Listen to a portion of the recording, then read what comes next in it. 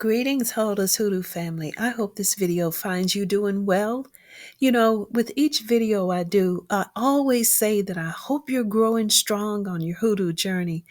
But I want you to know that I really mean that. Every time you watch a new video on this channel, I hope that you are stronger, that you are wiser, and have been practicing, because that's the only way that you can become skilled at doing hoodoo. You have to do it. So today, family, I want to talk about a couple of things. I didn't have one specific topic in mind.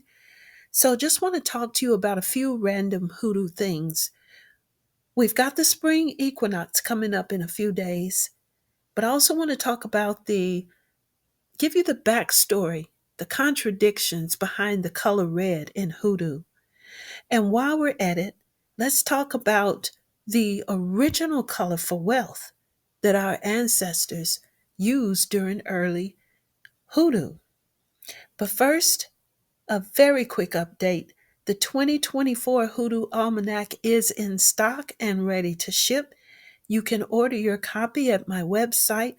Also, the Root Work for Home book is available and my Soulful Divination book.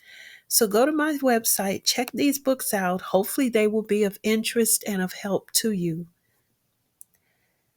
So the spring equinox is coming up this Tuesday, March 19th. Now, that's going to happen that night around 11 p.m.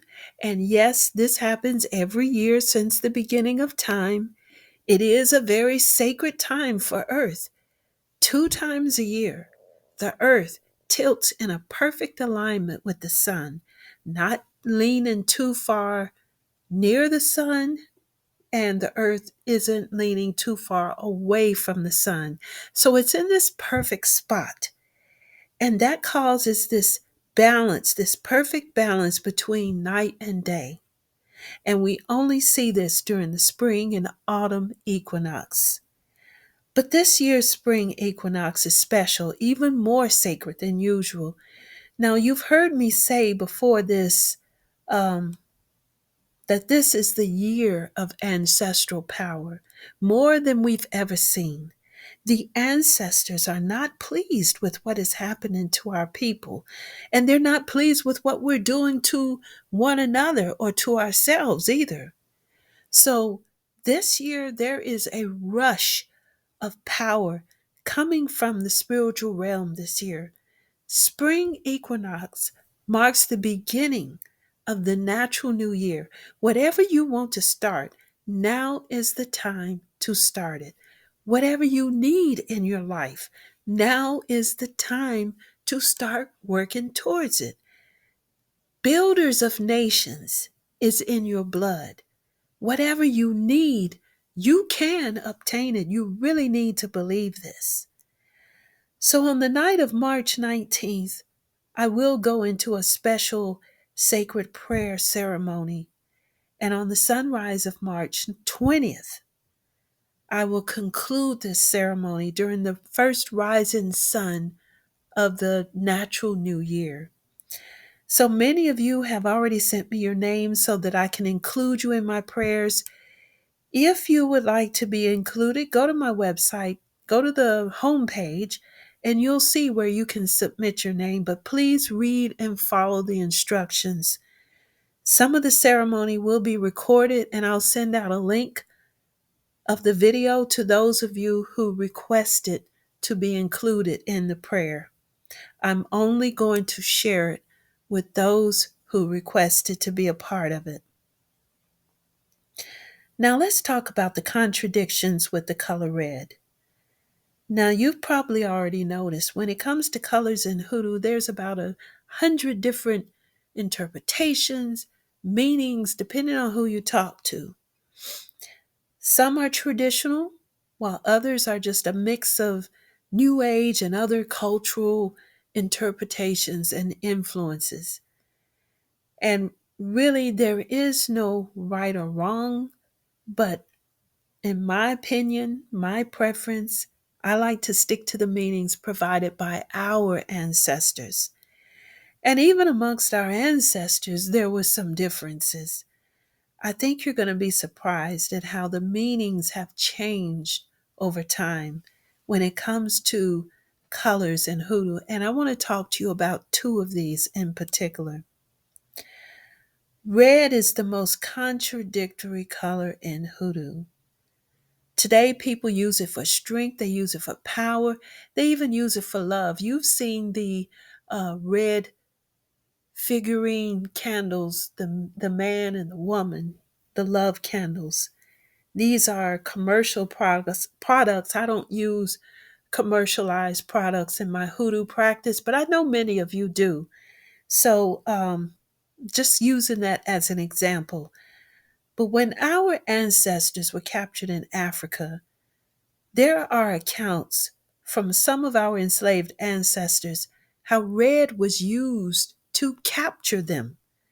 The enslavers would lay a trail of red pieces of cloth, and the Africans would follow it. Groups of them would follow that cloth, picking up the pieces. Each piece would get larger than the one before it, and they would have the final large pieces of cloth on the ship, the slave ship, and they would catch them. And that's one way that they would capture groups of Africans for slavery. Some of our ancestors despised the color red when they got over here to America. But red is also symbolic, one of the colors of Shango, the Orisha god of fire. But here in America, red also came to symbolize violence because of the brutal killings, the hangings, and whippings of our ancestors during and after slavery. And as you probably are aware, red flannel is one of the favored cloths for making mojo bags. So it's safe to say for traditional hoodoo, we use red for power in traditional hoodoo, but it's totally up to you how you decide to use it. But I just wanted to give you this backstory so you understood how red means or meant to some of our ancestors. Now, when we think about wealth and money, today we look at green because it's the color of our money, our dollars. But in early hoodoo, it wasn't green, it was indigo. And I'm talking about during the colonial period when hoodoo was being birthed.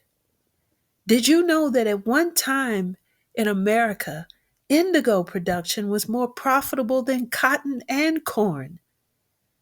And you had to have a lot of money to buy anything of this color. But our ancestors, they slaved, they toiled in horrible conditions to dye the fabrics this color. In some of the old slave narratives, some of our ancestors talked about the cursed labor of making indigo, backbreaking work. They had to build and manage the full production from picking the plant to making the dye, from taking the dye and creating the dyed cloth, the fabrics. And the southern colonies, Georgia, the Carolinas, Florida, all of these profited from the increased demand from Britain for indigo clothing and items. Anyone who wore this color was considered wealthy. Indigo symbolized wealth. After independence, the indigo industry tanked as Britain turned to India for indigo production. Many plantation families became wealthy off of the free labor, sweat, and backs of our ancestors. But I just want you to know that during the early days and formation of hoodoo, it wasn't green that represented wealth, it was indigo. It's also interesting to note that during that time, green was symbolic of health, healing, growth. good well being in all aspects of life.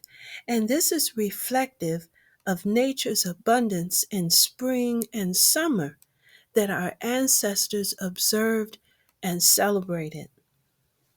There is so much more to hoodoo. It's not just magic, it's not just spells. It is a sacred spiritual system, religion for many of us, that is founded on nature and African principles. If all you are learning is spells, you're not learning authentic hoodoo of our ancestors.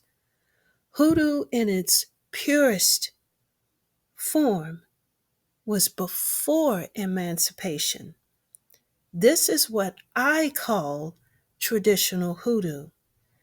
After slavery is when the marketeers started taking over, and we had a influx of manufactured and commercialized hoodoo products. I don't consider that tradition because it did not come from our ancestors. These products were not made by our people. Well, family, it's been a pleasure to visit with you again on something that I am deeply passionate about. I really do appreciate your support of this channel and my work.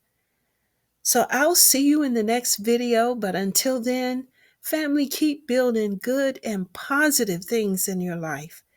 Build your relationship with your ancestors because that is the foundation of hoodoo. Step number one, before you do anything in hoodoo, you must build a relationship with your ancestors. So, family, it's been a pleasure. Be that light for yourself and our people. Thank you.